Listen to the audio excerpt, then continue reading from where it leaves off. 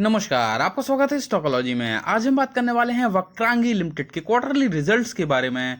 तो जिन्होंने अभी चैनल को सब्सक्राइब नहीं किया, प्लीज सब्सक्राइब कर दें, बेल आइकन पर क्लिक कर दें, वीडियो को लाइक करें, शेयर करें। तो अब हम देख लेते हैं रिजल्ट्स को। आपके सामने रिजल्ट है कंसोलिडेटेड और आंकड़े दिए गए हैं लाख में।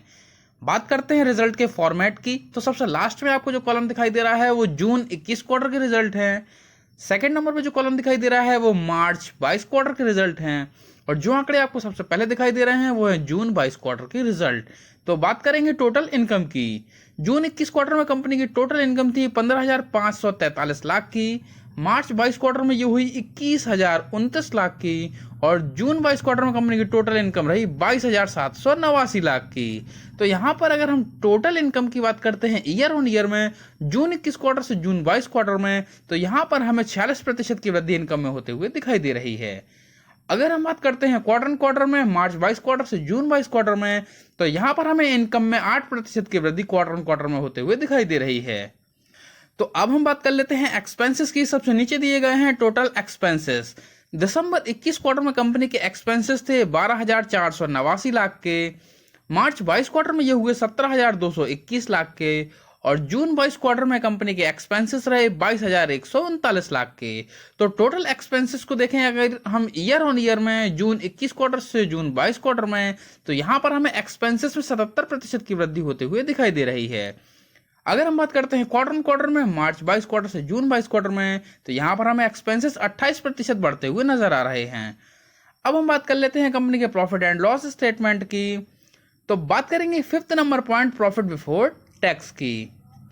जून 21 क्वार्टर में कंपनी के प्रॉफिट बिफोर टैक्स से 3,054 लाख के। मार्च 22 क्वार्टर में ये हुए 3,775 लाख के। और जून 22 क्वार्टर में कंपनी के प्रॉफिट बिफोर टैक्स रहे 649 लाख के। तो यहाँ पर अगर हम प्रॉफिट बिफोर टैक्स की बात करते हैं ईयर ऑन ईयर में, जून 21 क्वार्टर से जून 22 क्वार्टर में, तो यहाँ पर ये हमें घटते हुए नजर आ रहे हैं। अगर हम बात करते हैं क्वार्टर क्वार्टर में, मार्च 22 क्वार्टर से जून 22 क्वार्टर में, तो यहां भी हमें प्रॉफिट बिफोर टैक्स में कमी होते हुए दिखाई दे रही है। अब हम बात कर लेते हैं कंपनी के नेट प्रॉफिट की। तो 7th नंबर पॉइंट दिया गया है profit for the period of year. June 21 quarter में 2,332 लाख के नेट प्रॉफिट थे। मार्च 22 क्वार्टर में ये 3,012 लाख के हुए। और जून 22 क्वार्टर में 452 लाख के नेट प्रॉफिट रहे। तो अगर हम नेट प्रॉफिट की बात करते हैं ईयर ऑन ईयर में, जून 21 क्वार्टर से जून 22 क्वार्टर में, तो यहां पर हमें नेट प्रॉफिट काफी ज्यादा घटते हुए नजर आ रहे हैं। अगर हम बात करते हैं क्वार्टर क्वार्टर में, मार्च 22 क्वार्टर से जून 22 क्वार्टर में, तो यहां भी हमें कंपनी की नेट प्रॉफिट में काफी ज्यादा कमी होते हुए दिखाई दे रही है। तो अभी हमने जो रिजल्ट्स को देखा, तो उसमें हमें चाहे वो क्वार्टर क्वार्टर हो या ईयर ऑन ईयर हो, दोनों में ही कंपनी के जो प्रॉफिट हैं वो घटते हुए नजर आ रहे हैं। कंपनी की जो परफॉर्मेंस है वो काफी ज्यादा कमजोर होती हुई दिखाई दे रही है। कंपनी की चाहे वो प्रॉफिट बिफोर टैक्स हो या प्रॉफिट आफ्टर टैक्स हो, दोनों में ही हमें कमी होते हुए दिखाई दे रही है। अब हम बात कर लेते हैं कंपनी के कुछ फंडामेंटल्स की। तो बात करेंगे हम सबसे पहले कंपनी के एसेंशियल्स की। कंपनी का जो मार्केट कैप है वो है 2,924.22 करोड़ का। नंबर ऑफ शेयर्स जो मार्केट में ट्रेड कर रहे हैं वो है 105.95 करोड़ के।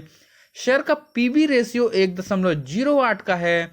अगर हम बात करते हैं डिविडेंड यील्ड की, कंपनी कितना डिविडेंड देती है रेशियो में, तो वह 0.36% का। कैश रिजर्व की बात करें तो 15.89 करोड़ के कैश रिजर्व हैं, जो कि कंपनी के मार्केट कैप से काफी कम हैं। अब हम बात कर लेते हैं कंपनी के प्रमोटर्स होल्डिंग्स की। तो वह 42.6% की। सेल्स ग्रोथ को देखें तो वह -63.51%। आरओसी 2.57% का है। एंटरप्राइज वैल्यू की बात की जाए तो वह 2,908.33 करोड़ की। शेयर का पीई रेशियो 35.05% का है। और फेस वैल्यू ₹1 है। अगर हम बात करते हैं बुक वैल्यू की तो वो 25.51 रुपए है। कंपनी पर अगर हम कर्जे की बात करें तो वो 0 है, यानी कि कंपनी डेट फ्री है। अगर हम बात करते हैं ईपीएस की तो वो 0.79 का है। और आरओसी 1.98% का। अगर हम बात करें प्रॉफिट ग्रोथ की तो वो है -20.40% का। तो यहाँ पर हमने जो कंपनी के एसेंशियल्स देखी उसमें कंपनी का कैश रिजर्व तो हमें मार्केट कैप के लिहाज से काफी कम नजर आ रहा है, लेकिन अच्छा कंपनी का एक जो है वो 0.0 करोड़ के डेप्ट है, यानी कि कंपनी जो है कर्ज मुक्त है। अब हम बात कर लेते हैं शेयर प्राइस की, तो वह 27.65 रुपए का, जो कि आज के दिन का लास्ट ट्रेडिंग प्राइस है। अगर हम बात करते हैं 52 वीक्स हाई 52 हफ्तों के सबसे उच्चतम स्तर की, तो वह 47.20 रुपए, जो कि 11 अक्टूबर 2021 को बना था। अब हम बात कर लेते हैं कंपनी के 52 वीक्स लो यानी 52 हफ्तों की सबसे न्यूनतम स्तर की, तो वह 23.55 रुपए, जो कि 20 जून 2022 को बना था। यहाँ पर अगर हम बात करें डिलीवरेबल क्वांटिटी की, जो कि आज के दिन में डिलीवरी उठाई गई है, तो वो 48.30% है, यानी कि लगभग 50% के आसपास की डिलीवरी आज के दिन में शेयर की उठाई गई है। तो डिलीवरेबल क्वांटिटी का प्रतिशत काफी अच्छा है। यहाँ पर फेस वैल्यू है वो शेयर का 1 रुपए है, यानी कि स्प्लिट की संभावनाएं नहीं है। अब हम बात कर लेते हैं कंपनी के कुछ फाइनेंशियल्स की, तो बात करेंगे फाइनेंशियल ट्रेंड्स की। यहाँ पर ये जो आंकड़े दिए गए हैं वो हैं 1000 करोड़ में। बात करते हैं पहले रेवेन्यू की। 2019 में कंपनी का रेवेन्यू था 1.59 हजार करोड़, जो कि 2020 में घटकर हुआ 0.77 हजार करोड़। 2021 में इसमें और कमी आई और ये हुआ 0.38 हजार करोड़, और 2022 में इसमें वृद्धि हुई और ये हो गया 0.78 हजार करोड़। अगर हम बात करें यहाँ पर प्रॉफिट की, तो 2019 में थे 0.03 हजार करोड़ के प्रॉफिट, जो कि 2020 में होगा 0.07 हजार करोड़।